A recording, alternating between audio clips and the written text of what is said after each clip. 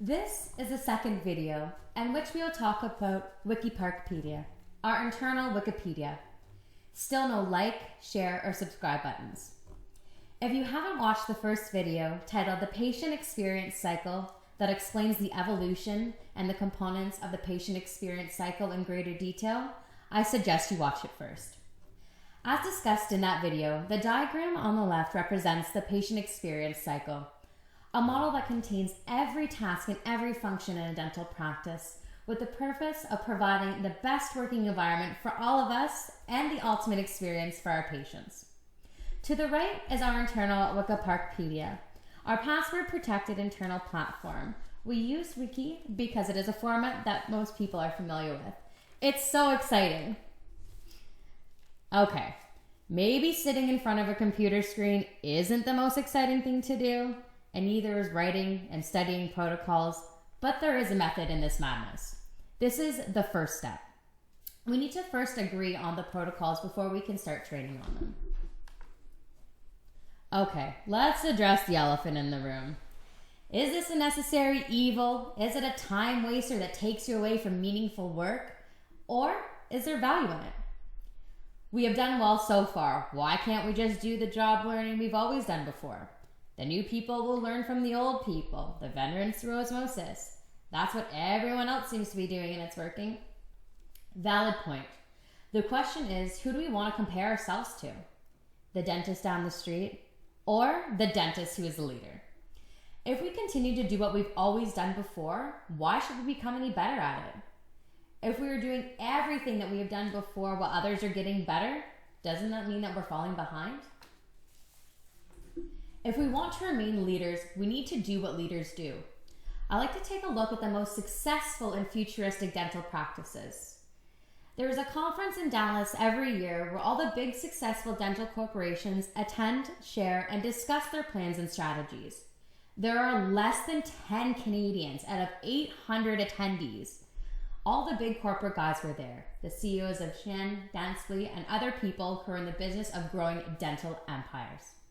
In a couple of days, you become so pumped that you could feel like you could walk through a wall. Then you look at the dental practices in Canada and feel like you've traveled back in time. There is a lot I can talk about the future of the business and dentistry, but I'll save that for another presentation. The relevance here is the presentation is on-the-job training will only take us so far. If we want to remain leaders, we need to do what leaders do, which means being ahead of the curve, which means having a system that allows individuals to learn and advance. Here's a couple examples of how most dental practices are doing. And here are a couple of the big dental corporations, Heartland Corporation and Aspen. They have their own education centers, their own training platforms for all their team members, from the co-op placement to office managers, hygienists, dentists. They're all in an ongoing continual training mode. In Canada, this is still relatively new, but in the next few years when the US big boys enter and penetrate the Canadian market, which they will, we will see much more of this. At Dental Park, we don't want to replicate what they do. It is good to observe and learn, but we have our own brand and our own vision. Being a big, profitable dental corporation with multiple locations is not our goal or our vision. We want to provide the best experience for all of us and our patients. If we're not enjoying what we are doing, then we know we're doing something wrong. I want to focus on another company that we all know that I feel is more aligned with who we are and who we aspire to become. When it comes to providing an ultimate experience, arguably there is no one better than Disney. Disney has created a magic world with just a pencil, paper, and a dream. Disney works towards perfecting every aspect of that experience, and they have made the delivery of that experience into a science. Disney has the entire client experience mapped out from beginning to the end, drilled into the most minuscule detail. Then each of these details is engineered to perfection. Everything you see, touch, feel, hear at Disney is there for a specific reason. Not only that, Disney never stops improving. They're always on the top of evolving needs for their clients. They anticipate what they could potentially do and come up with the solution. They anticipate problems before they could occur and come up with solutions. Disney is by no means perfect, but they chase the perfection and they distance themselves from the competition. Let's talk about the thousands of Disney team members, the people who interact with the end user and their role in that experience. From the person at the gate checking the passes, the person sweeping the sidewalk, the ride operator, the lady selling the ice cream, or the person behind the Mickey Mouse mascot. While their jobs are different, most of those jobs seem very straightforward. They need to be friendly, they need to know how to count money, and operate a merchant baking machine. There's not much more training that they need to do, right? Wrong? Disney even has their own education institutions, not one, but two of them, the Disney University and the Disney Institute, to teach employees and everyone else who wants to learn about the aspects of Disney and provide them with the training to deliver the experience to the visitors. And do you know what employees are called? They are not staff. They are a team, and they are called cast members. Disney is a complicated business organization with many moving parts, and there is a movement of procedures, protocols, and a complex network of touch points contributing to the overall experience. While it could be silly comparing our dental practice to a company that has a revenue of almost over 30 per second that provides as many jobs as all the employers in London combined, it is interesting to look at Disney as the measuring stick for a successful, complex, client-centric experience structure and see how it compares to ours. But how complex is a dental practice? How complex is Dental Park? What if someone told you that a dental practice is the most complex small business? Let's think about it. Let's think about it from Dental Park's perspective. Combination of River Park, Victoria Park, and Oasis Park. It may not seem very complicated if you look at it individually, but if you were to look at it collectively, there are a lot of things. And given how many ways there are to do everything in a dental office, you'll quickly realize how sophisticated and complex a dental practice really is. A big reason why dentists in dental practice struggle is because they underestimate the complexity of a dental practice. Let me explain. Dental Park is a combination of 18 distinct standalone businesses, each sophisticated in their own ways, unified under one umbrella. 1. It is a place where you deal with patients' health, just like your family doctor. It is a hospital where you perform surgeries, a walk-in clinic for emergencies, an aesthetic and cosmetic studio, a hygiene clinic, a whitening center, a denture clinic, a dental laboratory, a cosmetic surgery clinic, a CT scan, a radiology clinic, a whitening center, an ortho office, a periodontist, an endo practice, a child-friendly pediatric center, a holistic dentistry refugee, a geriatric dental center. These 18 businesses are scattered among 3 practices, and unlike any Tim Hortons or McDonald's, each of our practices is very distinct in size, procedures, geography, and type of patients. Let's talk about the services.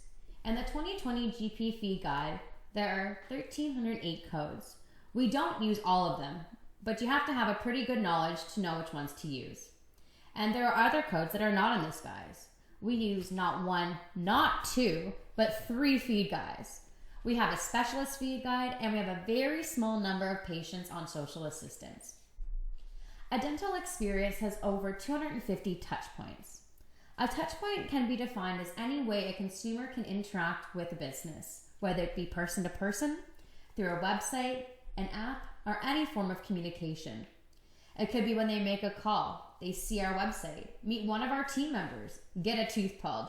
These are all unique events or touch points. The experience at the end is the sum of these positive or negative touch points. If you think about how many touch points exist between when the patient first searches for us, to scheduling a visit, to coming in for a consult, COE, hygiene visit, gets his pre-descent, comes back, gets the work done, gets everything until the next appointment. These 250 touch points the patient experiences are comparable to a family going on a Disney cruise or to a Disney resort. A dental practice has no shortage of dangerous touch points. Dangerous touch points are defined as touch points that are at high risk of providing a negative experience. While there are a lot of things that can go wrong in a Disney cruise ship or a resort, there are a lot more that can go wrong in a dental setting. Clinically, and at any point as we pass through the 250 touch points. Risk. Every patient has an element of risk. There is a clinical risk associated with the procedure not done correctly. We are seeing patients who are old and medically compromised. We are sedating them. There is even a risk a patient could die. Every patient is a potential lawsuit. If we did everything correctly, they can sue us. Or they can make life impossible by filing a complaint with the RCDSCO. There is a risk of infection. You come very close contact to a patient who can have possible infectious disease. You have to have sterilization and infection control protocols at the highest standards. And all of this before COVID. Stimuli in psychology means that something that causes a response. It is a filter through which we see our experience. A Disney cruise, a nice, beautiful sandy beach on a warm day, it triggers positive stimuli. A 5-star resort, a spa, Disney World, an exclusive restaurant, all have positive stimuli associated with them. These are the positive connotations that put you in a good mood. So as a business, you are catering to people who have chosen you because they want to be there. They are happy, excited, and it makes it so much easier to provide a great experience. You really have to screw up or undeliver in many of these areas for a client to have a bad experience. Negative stimuli is the opposite. The 3 most negative stimuli are fear, pain, and high cost. If you're afraid, you're nervous. You're not enjoying yourself. If you're in pain, well, you know the answer.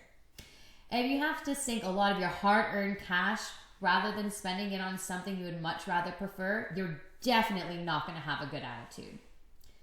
Well, a dental visit has all 3 negative stimuli, and now we wonder why people say they hate going to the dentist.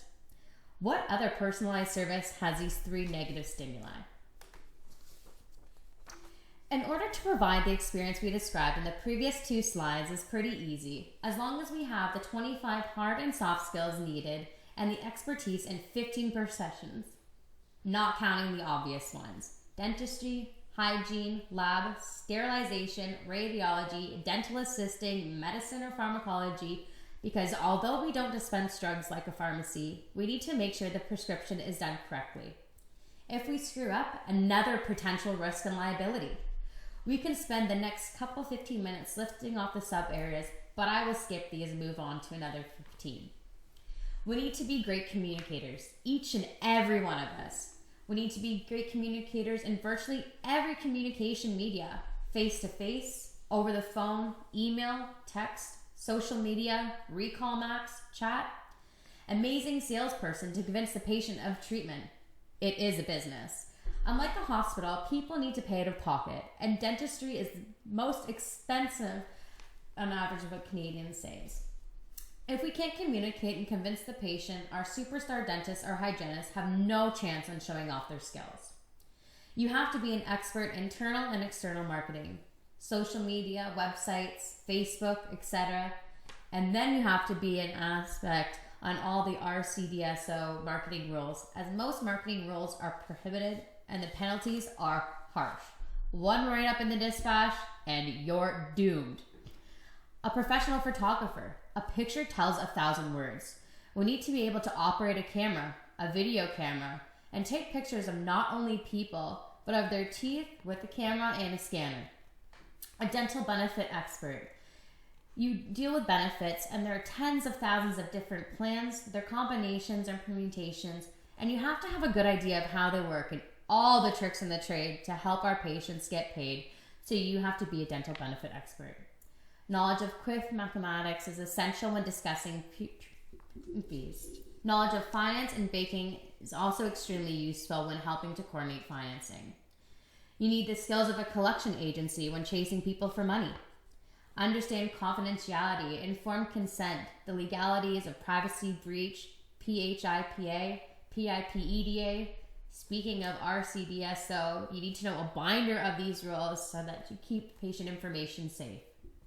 People associate dentistry with pain, fear, and high costs. No wonder they don't like dentists. This makes your job of making the patient experience so much harder.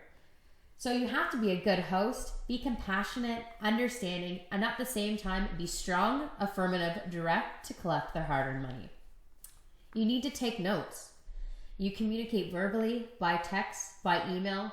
So you need to not only be a strong writer, but an experienced writer and be able to think on multiple levels, as one word or one sentence can make a difference between a happy patient and a lawsuit.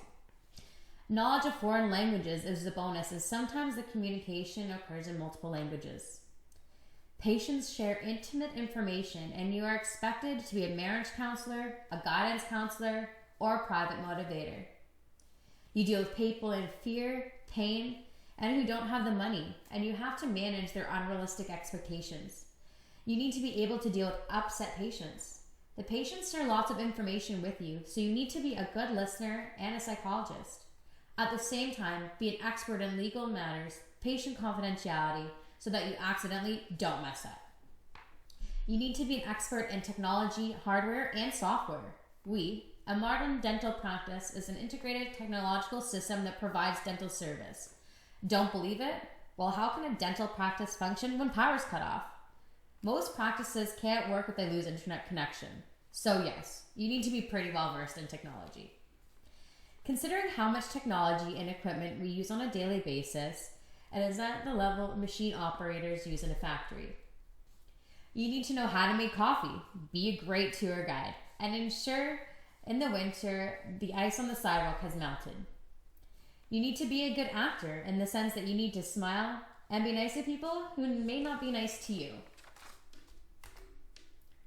Now that we've covered what it takes to make patients happy, let's talk about your environment and the team. After all, our superheroes are working as part of a team.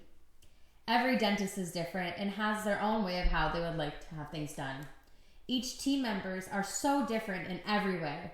Different educational backgrounds, language, culture, experience, knowledge, skills, age, goals, aspiration, and pet peeves.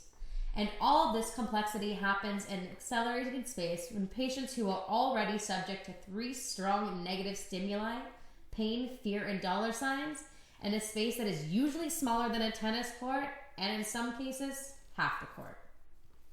In the light of this complexity, we are expected to fuse magically together into a cohesive team and provide this uniform, phenomenal patient experience across the 250 touch points in a consistent, sustainable way. And to do this without any training, you need to practice and train for every sport, for every activity, for every profession.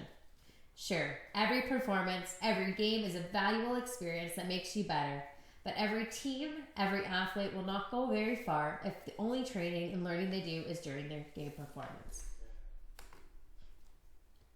What other small business is more complicated than a dentist practice? I don't know of any. The question is then, why are dentists not doing it? There are for a number of reasons. First, in the past when dentistry was a simple business, that was not something that was needed. Necessity is the mother of progress.